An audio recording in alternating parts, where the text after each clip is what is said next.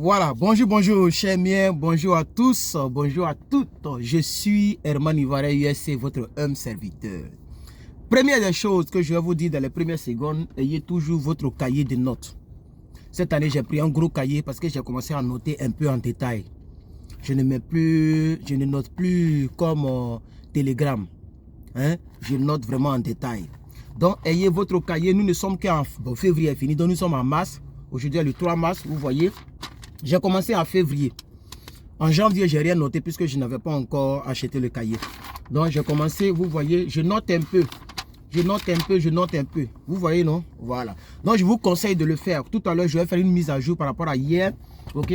Donc, je note toujours, j'ai toujours mon bic avec moi. Normalement, c'est 2 bics, mais il y a le deuxième que je ne vois pas. C'est pourquoi j'utilise le rouge. Sinon, le rouge, c'est quand c'est très important. Et le noir, c'est quand c'est, voilà, pas trop important. Je note tout. Comme ça, je sais à quel moment j'ai changé l'huile de ma voiture. Je sais à quel moment j'ai acheté les pneus. Tout ça, c'est noté. Je sais, même pour les pneus, là, j'ai le reçu. Je vais mettre tout à jour. Je sais à quel moment j'ai acheté, par exemple, cette voiture. Cette voiture, ça fait plus de 1 an que ça est avec moi. Waouh, elle a quand même duré avec moi. Et je l'apprécie encore. Je ne suis pas prêt pour la vendre pour l'instant. Il y a mon âne derrière qui vous salue. Voilà. Alors, chers frères et sœurs, ça, c'était la première chose. La deuxième chose que je vais vous dire, c'est que j'ai fait une vidéo qui était destinée à tout le monde, que je vais donc donner seulement aux membres de la chaîne. Donc, si tu es membre de la chaîne, tu vas recevoir une vidéo. Je vais mettre le lien dans la partie où je fais les posts là. Mais c'est seulement ceux qui sont membres qui pourront voir le lien. Le lien sera mis de sorte à ce que seulement les membres puissent voir la vidéo. Vous allez cliquer pour voir. Quelque chose se passe en Californie. Une pénurie. Mais comme c'est un sujet un peu sensible, je ne vais pas rendre ça trop public. Donc, les membres de la chaîne pourront regarder cela, ok? Voilà. Donc, c'est quand même dommage, mais c'est ça. C'est pourquoi plusieurs personnes sont en train de fuir et c'est un peu ça, ok? Donc, j'ai fait une vidéo pour vous. Ça fait 2 minutes. Alors, maintenant, on peut commencer. Je vais aujourd'hui parler du citizenship, donner quelques détails sur le citizenship et le residential. Bon, être résident, être citoyen aux États-Unis d'Amérique. On va commencer avec le petit frère, être résident. Puisque quelqu'un m'a posé la question, il faut nous parler. Bon, ok, je vais parler de ça, n'est-ce pas? Avant de commencer encore, donnez-moi quelques 10 secondes. Dès que vous tombez sur mon WhatsApp quelque part, sous mes vidéos, n'appelez pas directement, sinon vous allez vous faire bloquer pour rien. Vous voyez? Oui, moi, parce que c'est une mauvaise éducation au fait, je suis désolé de le dire. Ok, tu prends le numéro de quelqu'un, même inbox, c'est-à-dire Messenger, etc., etc. Vous qui êtes sur le TikTok, quelqu'un m'a dit non, il faut venir sur TikTok, tu peux enseigner, tu peux prêcher là-bas aussi. Oui, je peux, mais si quelqu'un veut faire ça, moi je peux donner la bénédiction à la personne. Je ne sais pas si là-bas les gens monétisent. Tu vas là-bas, ok, mais il faut qu'il sache que tu fais ça. Comme ça, je vais voir l'évolution. Si quelqu'un veut créer un TikTok à mon nom, mais tu peux mettre, je ne sais pas, Herman Ivoiré USA, et puis tu prends les bouts de mes vidéos qui t'intéressent, là où je dis des choses qui vous intéressent, vous pouvez couper, et puis mettre là-bas. Il n'y a pas de souci. Mais moi, personnellement, pour l'instant, je ne suis pas encore sur TikTok. Voilà, quelqu'un m'a suggéré ça. Je voudrais aussi parler de ça, s'il vous plaît. Voilà. Donc, maintenant, on peut commencer. On peut commencer. Donc, quand vous prenez le numéro de quelqu'un, n'appelez pas. Ok, n'appelez pas, n'appelez pas. Non, c'est un WhatsApp business même d'ailleurs. Donc, on n'appelle pas. Et c'est-à-dire, quand vous envoyez le message, on peut vous appeler, il y a un message automatique qui vous parvient. Aujourd'hui, de 3 h du matin, c'est à partir de 5 h. Quelqu'un m'a réveillé entre 4 h 49, donc on va dire 3 h. Donc, de 3 h, j'étais obligé de tourner. Parce que quand je me réveille, je ne dors plus. La journée là, je dois mettre mon téléphone pas sur silence. Donc quand la nuit arrive que j'ai oublié d'enlever ça, de mettre sur silence avant de dormir, les gens me réveillent. Vous voyez, à 3 h du matin, à 4 h du matin, et 3 h du matin, quelqu'un m'appelle. Je coupe, la personne appelle. Je coupe, la personne appelle. Je coupe, j'étais obligé même maintenant d'allumer la lumière. Entre la lumière de ma, je ne sais pas comment vous expliquer, ça est dans le plafond et c'est plusieurs lumières. Vous voyez, c'est plusieurs lumières. Et puis c'est graduel, c'est-à-dire il y a 1, 2, 3, comment. Ça est dans les écoles, dans les établissements publics. Tu appuies d'une manière et l'intensité augmente. Donc comme hier, l'intensité était déjà là. Quand j'ai éteint la lumière, je n'ai pas diminué. Quand j'ai allumé, ça c'était brillante. Et quand c'est comme ça, le sommeil part. Parce que je n'aime pas la lumière quand je vais dormir. Vous voyez. Donc j'étais obligé de tourner jusqu'à... 5 heures, beaucoup, 6 heures, 7 heures. Tout à l'heure, je me suis réveillé parce que je dois faire cette vidéo puis partir, puisque vous m'avez déjà donné les 2000 vues, il faut que je vous serve. Donc, vous voyez, avec toutes ces précisions, ça fait 4 choses, ok? Hein, voilà, ça fait 5 minutes, on va partir. Être résident, c'est vivre aux États-Unis de manière permanente. Voilà, être résident, c'est vivre aux États-Unis de manière permanente. C'est pourquoi on dit, sur la carte, il est mis green. Non, c'est pas green card. La carte est verte, c'est pourquoi les gens appellent ça green card. Mais sur la carte, je crois bien, c'est mis permanent resident card ou resident permanent card. Voilà comment c'est mis dessus. Ok? Et puis ta date de naissance, parce qu'ils aiment beaucoup. Même quand la police t'arrête, mais la police, eux, demandent toujours ta date. Avec la date de naissance, c'est comme, ta date de naissance, c'est comme ton numéro de sécurité sociale. Comme le numéro de sécurité sociale est très crucial, même un policier n'a pas le droit de te demander ton numéro de sécurité sociale. C'est tellement crucial qu'il procède par nom de famille et puis date de naissance. S'ils ont les deux, ils peuvent avoir tout le reste. Donc, sur ta green card là, ta date de naissance, ça est dessus comme ça. Et c'est un peu comme ça, d'une manière là, voilà. Ça est dessus, ta date de naissance est dessus. Et voilà, donc, la green card, elle est très importante. Elle te permet, donc, donne-moi un instant. Bien, donc, elle te permet de vivre aux États-Unis, ok, mais de manière permanente et sans problème. Sans problème, sans dérangement, sans problème de papier. Et ce qui me plaît aussi, c'est que la durée est quand même colossale, c'est 10 ans.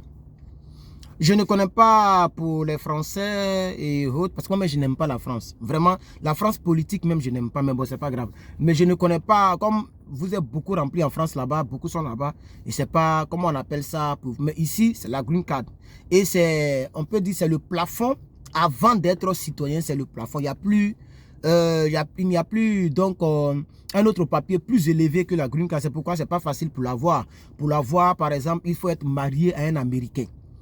Il faut être marié à un Américain ou bien il faut être marié à quelqu'un qui a la green card. Ok, pour avoir cette green card. Ou bien il faut passer par le DV programme, ok, qui est un peu aussi complexe puisque ça commence sous forme de loterie. Il faut que tu sois sélectionné, mais après il y a plusieurs critères. Donc le passeport doit être à jour, il faut que tu aies un sponsor, il faut avoir l'argent dans ton compte, il faut, il y a plein de choses comme ça, hein. il faut que tu puisses aller à l'interview, ils vont t'interviewer si tu n'es pas convaincant aussi, il y a trop de choses comme ça, si tu bégayes devant eux, tout ça, voilà, bref, donc c'est pas une loterie en tant que telle, Dieu merci, ils ont changé le nom, ils appellent ça maintenant donc DV programme. Donc on peut passer par DV programme, on peut passer aussi par le mariage et aussi tu peux, si tu es citoyen, tu peux faire venir ta fiancée, je pense bien, si tu es citoyen, ok. Sinon si tu es résident, bon, je pense que tu dois l'épouser pour la faire venir. Mais si tu es citoyen, même si tu ne l'as pas encore épousée, tu peux la faire venir en tant que fiancée. Et maintenant ici vous allez vous marier, voilà pourquoi c'est très bon, ok. Donc je pense que la green card c'est un peu ça, tu es résident permanent. Tu as 10 ans de vie sans problème. Et puis pour renouveler même là, c'est même pas compliqué. Ils vont juste regarder ton score, ton record, c'est tout. Ils vont faire background check. Ils vont voir un peu dans les 10 ans comment est-ce que tu as vécu, quoi. Et puis même ça va les étonner. Pourquoi tu n'as pas demandé citizenship jusqu'à 10 ans parce que tu reviens renouveler.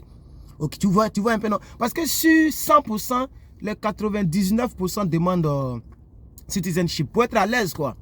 Ils prennent le passeport. Mais peut-être qu'il y a d'autres qui ne demandent pas par rapport à leurs ambitions dans leur pays natal. Par exemple, je ne pense pas que dans mon pays, il faut avoir double nationalité pour être président.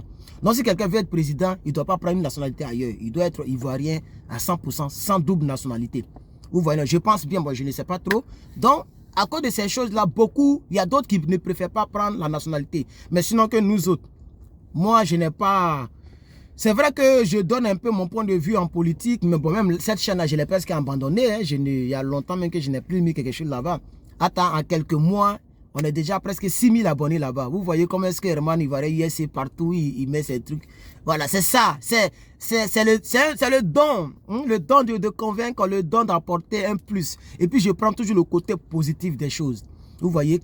Voilà. Donc, chers frères et sœurs, c'est ce que je voulais aussi vous dire. Maintenant, citizenship, ça c'est très bon parce que ça te permet de faire certaines choses qu'un résident ne peut pas faire.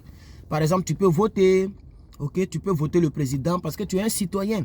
Vous voyez un peu, non? Et puis, je pense que tu peux, comme je l'ai dit tout à l'heure, tu peux faire venir ta fiancée, une fille que tu n'as pas épousée, une fille qui n'est pas ton parent, c'est-à-dire ta mère ou ton père, mais tu peux la faire venir, ne serait-ce qu'en disant que c'est ma fiancée. Maintenant, bon, tu vas prouver ça. Peut-être ils vont, eux-mêmes de leur côté, ils vont checker un peu les conversations, ils vont voir un peu, tu vas fournir certains documents et puis paf, voilà, tu l'as fait venir en tant que ta fiancée, ok? Et puis, si un résident et un citoyen, les deux ont un problème dans un autre pays, je pense qu'ils vont se pencher sur le résident. Vous voyez, non? Si j'ai un problème avec Vlad, hein, ok, que je suis résident, que quelqu'un d'autre a un problème là-bas aussi, qu'il est citoyen, je pense qu'ils vont se pencher sur le citoyen d'abord. C'est comme ça la vie. Donc, je pense que c'est toujours bon d'avoir la citoyenneté américaine parce que tu as le passeport bleu, tu peux voyager dans plusieurs pays sans visa. Vous voyez, non? Bon, en tant que résident, par exemple, moi, je peux aller au Canada sans rien. Il suffit, avec ma green card, on me laisse passer. Vous voyez? Parce qu'ils savent que, quand même, quelqu'un ne peut pas quitter ici pour dire que c'est là-bas, il va faire rêve américain, Canada américain, et rêve canadienne. Hein? Tu ne peux pas quitter aux États-Unis et puis tu vas partir faire rêve canadienne. Sinon, Canada, c'est tout près ici. Pourquoi les Mexicains, là, les États-Unis, là, eux, ils viennent remplir au lieu de partir au Canada? Vous voyez, non? Voilà. Hein? Pourquoi? Voilà. Et puis, bon, la température là-bas n'est pas facile aussi. Ça, il faut le dire. Mais on m'a dit qu'il y a travail là-bas. On m'a dit qu'ils ont le boulot. Mais la température n'est pas vraiment bonne. Elle est vraiment, en anglais, on dit worse. Elle est vraiment mauvaise. Elle est vraiment bad. Donc, vous comprenez un peu. Voilà. Donc, tu auras ton passeport. Tu n'as pas de problème pour aller en France. Je pense bien. Hein? Tu n'as pas de problème pour aller en Belgique. Tu n'as pas de problème pour aller en Italie. Même moi-même, je pense qu'en tant que résident, je peux aller en France, je peux aller en Belgique sans visa. Je pense bien. Mais bon, je n'ai pas envie de le faire parce que, voilà, je vais aller faire quoi en Belgique? Ok, Belgique et puis États-Unis qu'on peut comparer. Je vais aller faire quoi en France? France là, avec France, mais les gens vendent même dans les rues. Bref, donc c'est un peu ça. C'est un peu ça, chers frères et sœurs.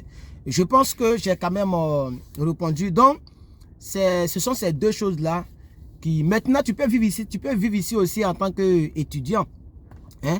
En tant qu'étudiant, tu n'es pas résident, on les appelle international students. Donc, tu es un étudiant international. Tu viens ici, tu vis ici et puis tu vas à l'école. Selon le temps que ton école prendra, tu es là. Et puis, il faut que tes papiers soient à jour. Voilà. Si ton visa est toujours à jour, on t'a donné un visa de 3 ans, ben, tu fais tes études en 3 ans et puis après tu retournes. C'est comme ça que d'autres restent. Voilà, d'autres restent. Je connais une fille là qui est restée comme ça. Ok, bref, et puis après maintenant, bon, les gens rentrent dans les trucs pour avoir les papiers. Sinon que c'est pas légal, c'est pas bon. Tu es venu en tant qu'étudiant, tu étudies, tu te retournes. Mais là, comme tu connais déjà le terrain, tu peux maintenant te battre pour avoir maintenant les papiers légaux et puis tu rentres. Moi, je préfère les choses simples comme ça. C'est pourquoi, moi, je n'ai pas... Même, je ne peux même pas discuter. Je vois des gens qui discutent à la police. Pourquoi tu veux m'appeler Dante? Pourquoi tu veux... Non, même si le policier me demande, tout ce qu'il me demande, parce que je ne cache rien au fait. Même s'il dit, attends, il y a un fouilleur dans ta voiture, il ne va rien trouver. Il va trouver des trucs comme ça. Il va trouver, lui me va dire, hé, toi aussi, il y a quoi? Il y a biscuit dans ta voiture. Il va trouver certaines choses comme ça. Cahier, on dirait, vous voyez, non? Cahier dans ma voiture, vous voyez, non? Voilà, document. Sinon, il ne va pas trouver quelque chose de compromettant. Voilà, ma voiture là, elle est saine comme Saint-Esprit. Vous voyez, c'est un exemple. Donc, c'est un peu ça, chers frères et sœurs. C'est un peu ça.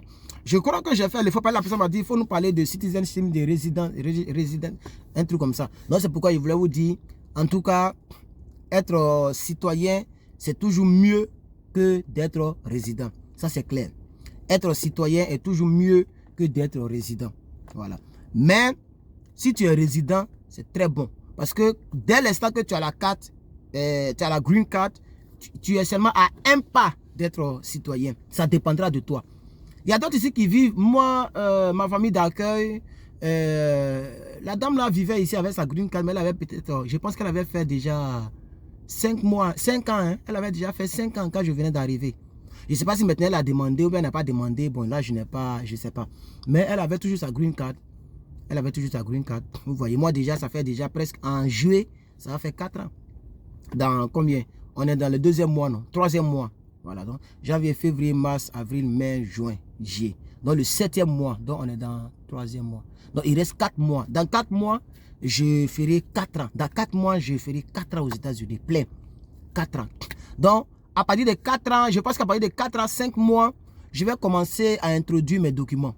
Ok, c'est pourquoi je vais, le mois prochain, je vais commencer à bosser les 100 questions qu'on pose au citizenship. Tout est sur Internet, notamment YouTube, Google, voilà. Tu tapes citizenship, ils vont te montrer les questions qu'on pose et puis tu bosses. Ok, donc je vais peut-être prendre un autre cahier, on va prendre mon gros cahier ici là, ok, pour prendre des notes, parce que j'aime prendre des notes avec le bic, le stylo, voilà, pour prendre mes notes, ok. Et c'est comme ça que je faisais à l'école, voilà, c'est ça que j'aime beaucoup prendre notes, voilà, c'est un peu ça. Parce que quand tu écris en même temps, c'est comme si tu bosses en même temps. Voilà. Donc, je vais prendre note les 100 questions et chaque matin, je bosse 10. Après, je bosse 10. Après, je bosse 10. Maintenant, qu'est-ce que je fais encore? C'est comme ça que je bossais. Hein. Je prends encore soit un cahier ou bien quelques feuilles où je mets seulement les questions sans les réponses. Et je prends les questions et puis je les lis et puis je donne les réponses moi-même oralement. Et après, maintenant, je passe maintenant à l'examen auto. Je m'examine moi-même. C'est-à-dire, je prends maintenant les questions, je réponds et puis je prends le cahier, je compare. Vous voyez, pour voir ce que je connais, ce que je ne connais pas, je bosse. Parce que je dois connaître minimum 80 ou 90 avant d'aller donc me présenter devant eux. Voilà. Donc déjà, je vais commencer à me renseigner, je vais commencer à introduire mes trucs. Je connais des gens qui sont déjà citoyens, qui connaissent un peu comment ça marche, qui vont m'aider aussi, voilà. Comme c'est Herman Ivaré USA, amis là, il y en a ou connaissances, il y en a ou les gens même veulent rentrer même dans mon corps là-bas. Ok, chers frères et sœurs, c'était Herman Ivaré USA, Citizenship US. And Residential US, c'est la vidéo que je voulais faire. J'espère que vous aura plu. Je vais encore toujours, oui c'est important, remercier toutes les personnes qui mettent des pouces bleus. Vraiment, je vous remercie et je vous bénis au nom de Jésus-Christ. Je prie que le Dieu créateur du ciel et de la terre, celui qui connaît la destinée de tout et chacun, se souvienne de vous. Merci pour les personnes qui mettent assez de commentaires. D'autres même préfèrent mettre salut. Voilà, et je pense que c'est pas mauvais. Même si tu n'as rien à dire que tu mets salut, au moins ça embellit aussi la vidéo de ton présentateur, de ta chaîne, vous voyez, de la Massaïland. Donc merci à ceux qui mettent salut, merci à ceux qui mettent bonjour, merci à ceux qui mettent j'aime le thème, merci à ceux aussi qui mettent d'autres arguments pour agrémenter donc le thème.